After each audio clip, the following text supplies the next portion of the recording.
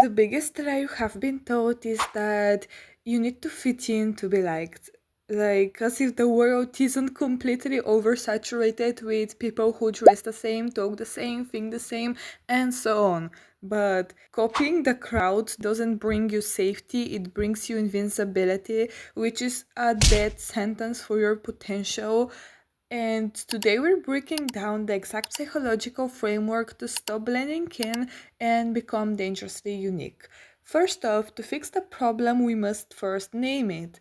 Let's look at the definition of the word conformity. By definition, conformity is the act of matching attitudes, beliefs, and behaviors to a group of norms.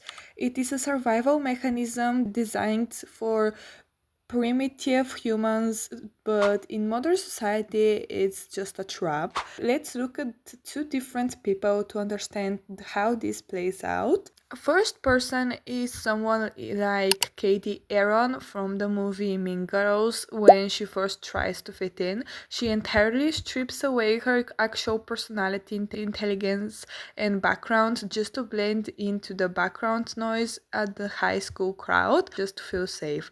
On the other side, there is person B, somebody like Regina George, who love her or hate her, she doesn't conform the room conforms her.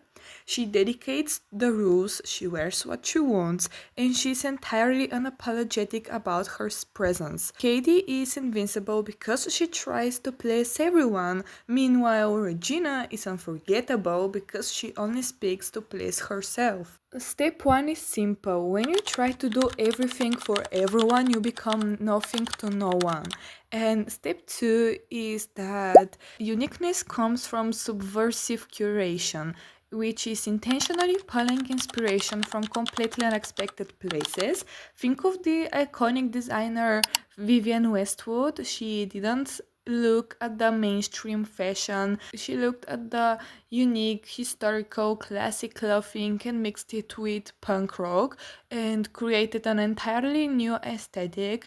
She curated a contrast, and to be unique means to stop consuming what everyone else is consuming, read other books, watch foreign films, study psychology, and blend things that aren't supposed to go together. Just experiment. Life is about experimenting and finding your uniqueness. Number 3 is establishing your signature. Here I'm going to give us an example: Cleopatra. History tells us she wasn't necessarily the most beautiful woman, but she understood the psychology of presence. She manufactured a signature scent, a highly specific, luxurious blend of foils that she wore constantly.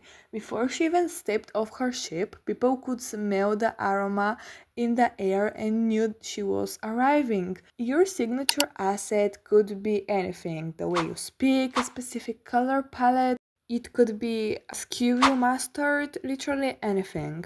Now let's talk about step 4, which is the step that actually makes the biggest difference. It is the validation detox. The reason you constantly change your style, your goals, your vibe is because you're addicted to external applause.